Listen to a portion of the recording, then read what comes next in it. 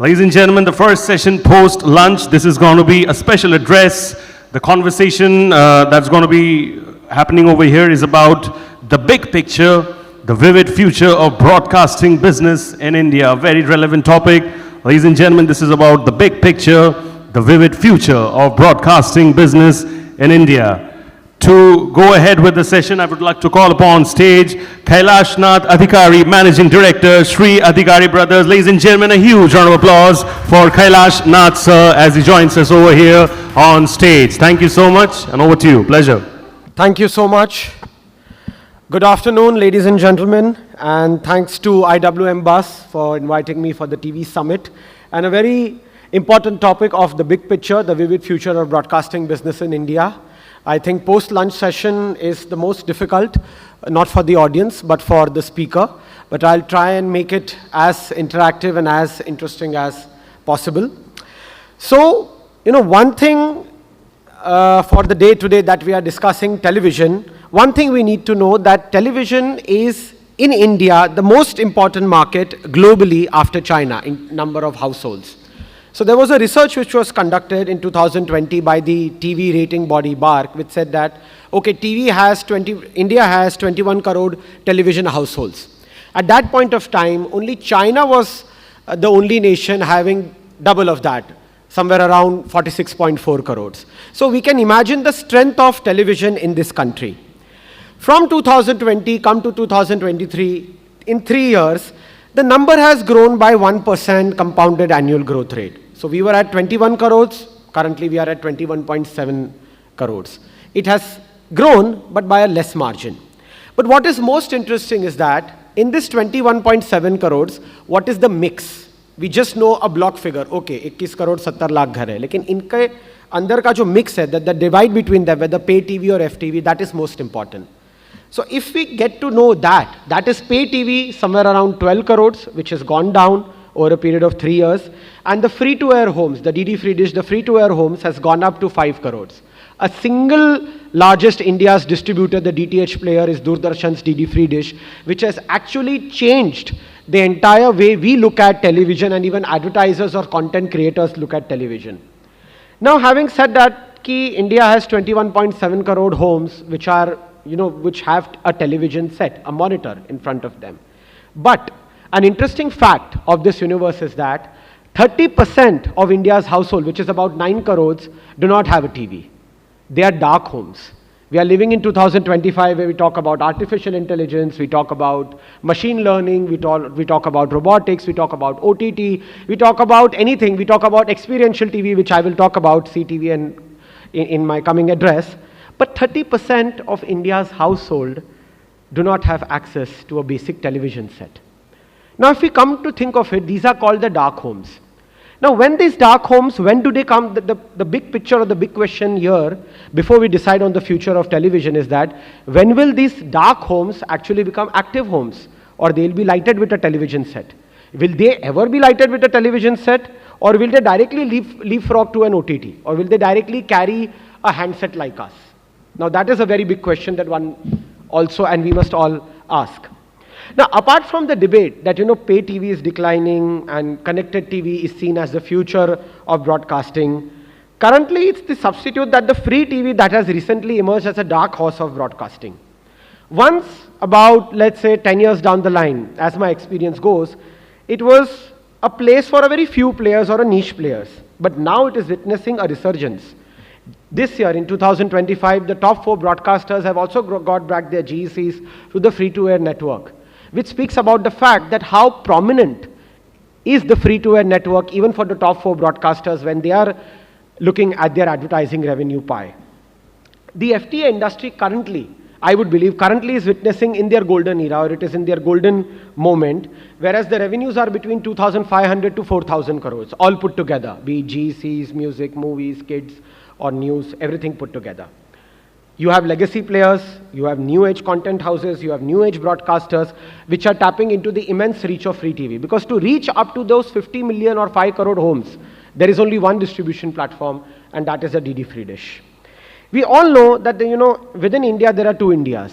One is what we call as India, the more urban phenomenon, and the rest we call as Bharat. which is now seeing the resurgence. And why is that now seeing the resurgence and why the focus is on Bharat is very simple. The top 20 clients who advertise on television, they are on FTA and they contribute 80% of the money that goes into FTA.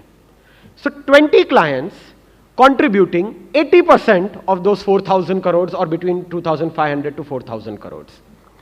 As these companies, the main target audience for these companies which are majorly or FMCG companies is the Bharat audience, which could be price sensitive.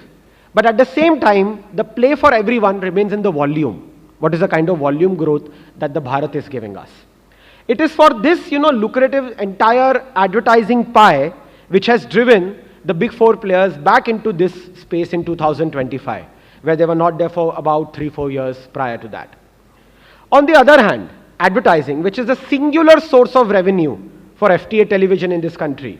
In the West, advertising is considered as dessert and your subscription is main course.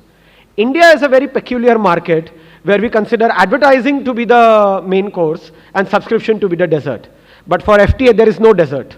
It's just the main course, which is the advertising, the singular source of revenue, which has to take care of any and all expenses, whether it's distribution, content, marketing, salaries, admin, whatever.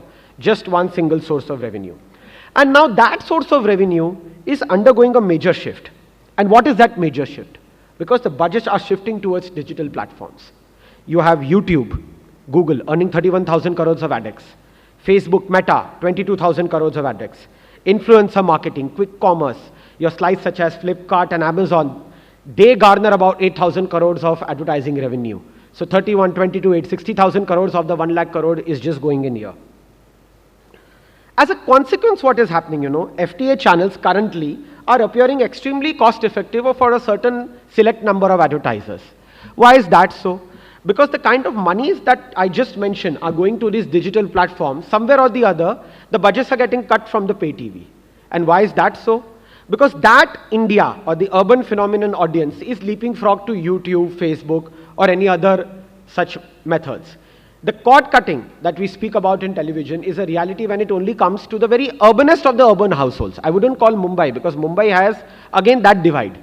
You have a Mumbai which lives in a Pala Royal or which lives in a Lodha 360 or such, and then you have a Mumbai which also resides in a Jai Santoshi Mahanagar. And entertainment is equally important for both of them. Now, after understanding, where we stand in terms of the TV mix, whether it's your free TV or your pay TV, it is also important for us to understand what are the 3 important pillars of the future of our idiot box. Television, since the time I was born, I think after 1990s, is been fondly called as the idiot box. I don't know where that origination came, but having said so, it is the idiot box. Technology is emerging. That is a fact. That is a reality. No one can take that away from anyone. Disrupting the existing industries also. And television industry is no exception. Here also technology is disrupting. The Gen Z or the young TV audience, which is age group 18 to 24, the big question is, are they actually on television? Do they actually spend time on television? Do they actually want to see those news debates? Do they actually want to see those GEC shows? Do they actually care about watching even sports there? Or a handset, or this handset is enough? If this handset is enough, that shows the fact, the kind of traction the reels get. Why is Instagram getting those kind of traction? Why is Facebook getting? Or why is YouTube getting? Because they are the ones who are now talking about snackable content. My friend is sitting here who is heading MTV. He just mentioned to me at one point of time, MTV brand is a cult. And, it resembled the youth. But in today's time, even MTV has understood that the youth is somewhere else. So it has majorly positioned itself, still at a very solid brand level. But the Gen Zs, do they actually care about television? I can see majority of you in that age group. How many of you all actually go home and watch at least 1 hour of television or at least 25 minutes of television? Can I see some at least watching more than 30 minutes of television? 1 hand, 2 hands, 3 hands, 4 hands, 4, 5 hands, let's say. And we are now in a TV summit. What an irony. But that's good. So the Gen Zs, 18 to 24, they have cut down their traditional viewing. Now this is a reality that one must face.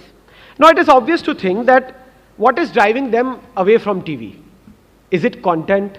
Or is it that habit that, taking up that remote, sitting, flipping through the channels, what we used to do in our analog times, or still the free TV audience does? The reason for the shift, it could be personal. But the broader reason for this shift is similarly and very simple. You have better options on digital scene. Emergence of superpowers on digital scenes, collectively called as OTT platforms. Facebook is also an OTT. Jio Hotstar is also an OTT. Everything comes under the definition of OTT, over-the-top platform. In the dynamic world of media and entertainment, I personally believe one thing, whether it's the Akashvani, whether it's the strength of Doordarshan, whether it's the strength of private TV channels, or even Instagram, content is king. People are not on Instagram because they like Instagram, because they like the content being provided on Instagram. Content was always king, content is king, and content will always be king. What will help is the delivery mechanism, how the king goes to you. That is very simple. As viewers are demanding instant access, at one point of time there was a resurgence of fast food. Now you can see that in television also, people are wanting, now there is an app which I recently discovered about 10 days ago. I was hooked to it, I was watching, but at one point of time I had to keep my phone aside and go to sleep. Reels Short, they are an app. Every episode is 1 hour 30 seconds. And the one of the series has 70 episodes. But actually that episode is just 1 hour 30 seconds. After every 5 episodes, either you see an ad or you pay up 1,000 rupees if you don't want to see an ad.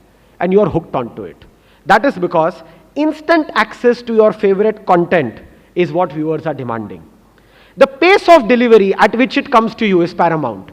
I don't want to go sit on a TV remote, look at the screen, go to the source button, shift. Instantly, it should be at the back of my call. I use my Face ID, I open the phone, and content should be at the back of my call. Streaming platforms have actually put viewers in the driving seat, because now you have to cater to their requirement, offering convenience and freedom to enjoy entertainment at go. Smartphone users in India are about 58 crores. And today morning I read a very interesting piece in the newspaper. India is a market where 95 crore people now have access to internet. 95 crore, that's not a joke. In a nation where 80 crore people do get subsidized ration from the government, but even somewhere a certain pivot of them are also having access to internet. Smartphone users in India are at about 58 crores, as of 2023 this is, and cost of data in this country for 1 GB stands at just $0.16, which is 16 pence. In US it is $6, in Switzerland it is $7. So naturally the internet boom or the propensity to watch content on streaming devices will definitely go up. Average daily hours that we spend on mobile phone is also greater than 4.5 hours. Because everything is this now, be it entertainment, be it work. Just imagine a day your phone is not there. How would you function? Now let us talk about the new kid on the block, which is connected TV, as everyone calls it. Connected TV, or popularly known as the future of television broadcasting in this country, was expected that by the end of 2024 it will reach about 4.5 crore homes. Now from 2022 to 23, in this 1 year only, it has grown by 117%. The major reason for that, 9 out of every 10 TV sets that are sold in this country today are smart TVs. No one actually buys the idiot box of that big. Now, 9 out of 10 TVs that are sold in this country are smart TVs, which have your inbuilt apps enabled. Also, a Group M Nexus report said that the impression delivery that advertisers get for their placing their ads on connected TV has grown. And that has grown by 5 times more through the connected TV in 2023 August to October period. So there is where they are seeing the traction. Now most of us, let's say, have smart TVs at home. Now there are 2 ways of consuming content over smart TVs. Firstly, you need internet. Either you have a wired broadband internet, we have that dongle, we have that wire coming in, or we use our hotspot. 1/6 of the smart TV owners in this country use a hotspot. And if this number grows, then naturally the propensity or the idea of seeing content on a smart TV and not on linear TV will grow, because data is carried by a mobile handset everywhere. 65% of our internet users have actually watched any ad-supported content, And 75% of internet users have watched at least one or more pay TV services in this country. And a very interesting fact that why CTV will grow, because 10% of the total TV ad revenue has gone to the connected TV in 2023. And this number is expected to grow up to 16%. Now there is where the deviation lies. The total advertising on TV is roughly around 29,000 crore. And if this pie goes on increasing, whereas from the 30,000 crore, connected TV's share is increasing, then naturally it is either eating up the pay TV share or the free TV share. Growth in adoption of using OTT services is in part driven by improved availability of internet. Because of the internet availability and internet connections throughout India, even in the remote areas, our ask of engaging for content or consuming content on a YouTube has actually increased. 52% of Indian households are now connected, and this has grown from 36% to 52% in just 2 years. Globally also, 1/6 of the entire video advertising market is on connected TV. And we have seen that some things that take place in the West, some features that take place in the West, it leapfrogs into emerging markets such as India and China. And if this is the reality of connected TV, that 1/6 of the entire globally also video advertising is going to connected TV, then that phenomenon will also touch in India. Then talking about the next kid on the block, which is the fast TV. Simply put in words, free ad-supported television. It is nothing but you're watching a TV over internet. Connected TV is where you have, let's say, a Samsung TV, you have that app Samsung TV Plus, you go into that and you see linear channels, connected TV. Whether you can see that on a TV monitor, you can see it on your tablet, you can see it on your, phone, you can see it on your tablet or any other device. Fast TV is very simple. Similar TV where you have the entire shows, your FPC lined up, it comes via a beam. It's not just using satellite, it's just using an optical fiber network or internet, and you log in and you see some shows coming. That is fast TV. But that is, now you can call it a nascent kid, a very growing kid on the block, but it will slowly and steadily capture the future. How to craft a fast TV? Now, crafting or designing a fast TV basically involves both content and expertise. First, you have to create and curate content for your audience, and then the monetization strategy for that. Secondly, leverage the experience of a leading broadcast service provider to navigate the distribution. How will you distribute those fast TVs? For that, you need, like people having smart TVs at home, which India is 90% secure, as I just mentioned. What does it present?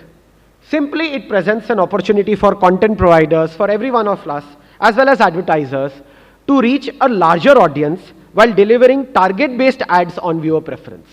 What happens in television is that very simple. You have that particular ad going through the entire length and breadth of the nation. For a particular advertiser targeting a certain market, probably the rest of the market is a waste. But what a connected TV or a fast TV offers is similar to what a YouTube offers.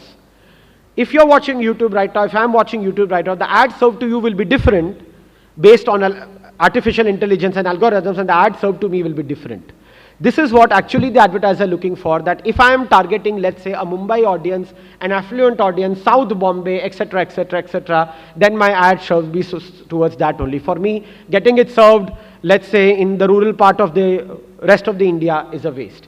And I should be able to pay for my targeted audience only. Third, after fast TV, is most important is that for the future of television broadcasting is personalization. Personalization is reigning in media and entertainment space. In an era where you have overflowing of digital platforms and so much content available at your click, if you have created tailor-made experience for your users or for your viewers, a unique preference, then you have won the game, is on personalization. And in that personalization is where artificial intelligence comes in. If you have seen something on YouTube, we all know that the very second moment you will get ads for that only. If you have seen Bangkok, then Make My Trip will send you only flights to Bangkok. These are the cheapest flights. These are the hotels that you should stay. This is actually nothing but personalization. Now, as a content provider also, you need to understand your user's preference, habit, what he or she consumes to captivate your audience. Also, personalization will help more discovery, keeping your audience hooked and keeping them content hungry. And all this can be done through algorithms and artificial intelligence.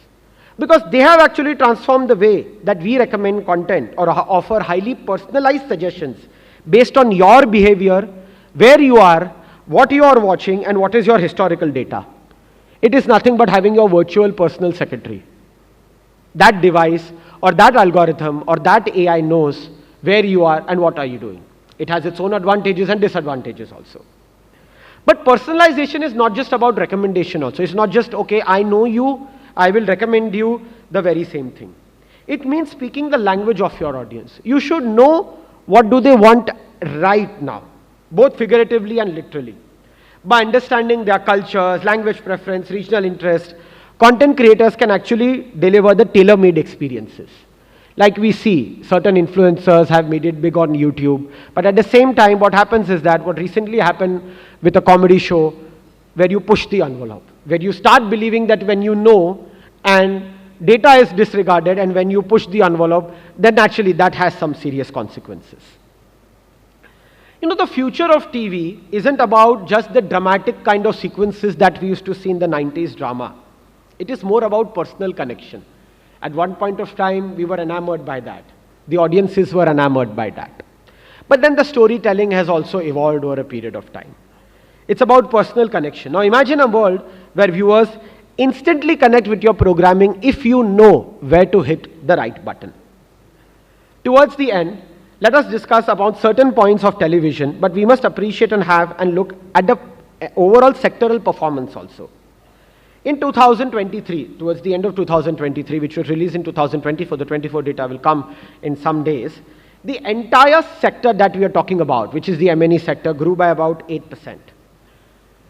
70% of that growth only came from your new digital media, which is your YouTube, Meta, gaming. These three contributed 70% of the growth. And now they are 38% of the sector. Just imagine the shift that has happened. Segments such as online gaming and events are now growing. We have all seen the kind of traction that events are getting. And advertisers are now seeing it as a very important pivotal point to reach their target audience. Digital advertising, simply put it, 57,000 crores. Television advertising, 29,000 crores. But digital subscription, 8,000 crores. Because at the end of the day, we are a price sensitive and a little conjuice audience also.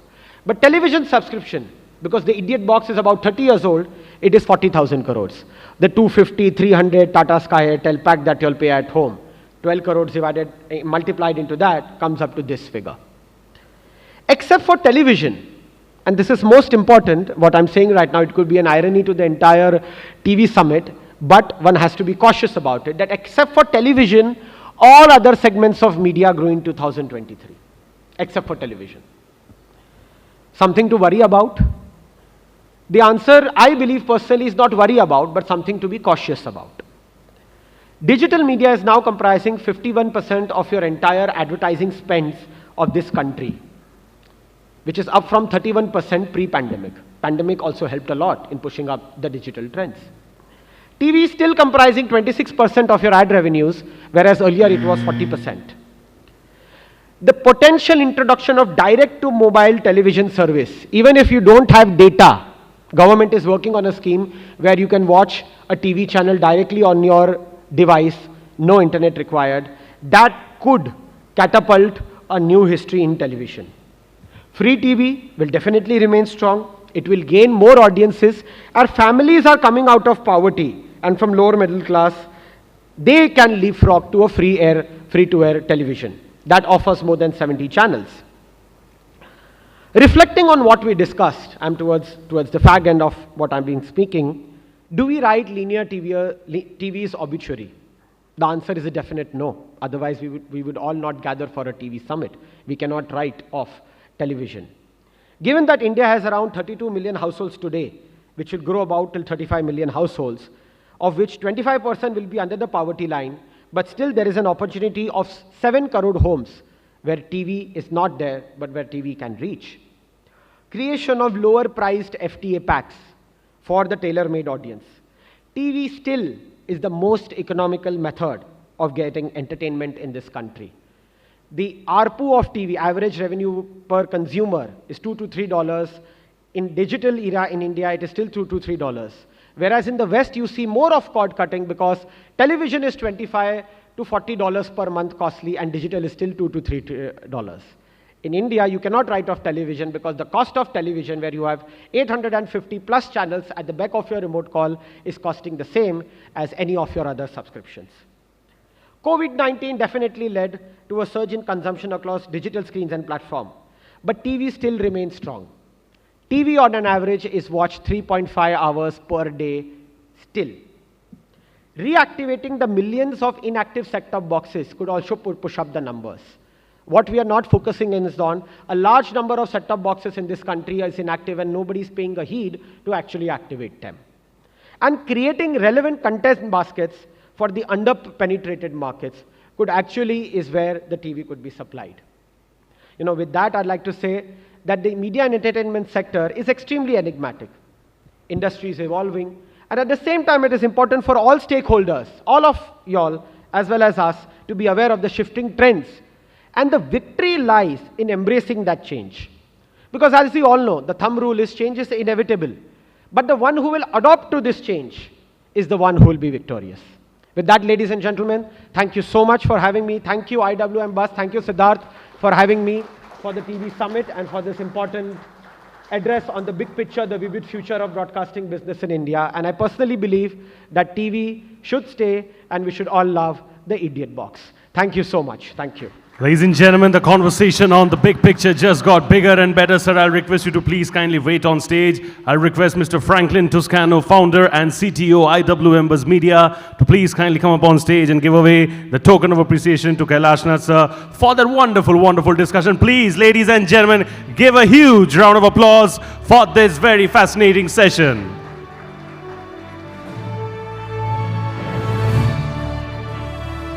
And I'm sure with such proactive conversations, the broadcasting business is always in the best hands going forward. So thank you so much, sir, for coming, and thank you so much for being with us over here. Honor and privilege to have you. Thank you.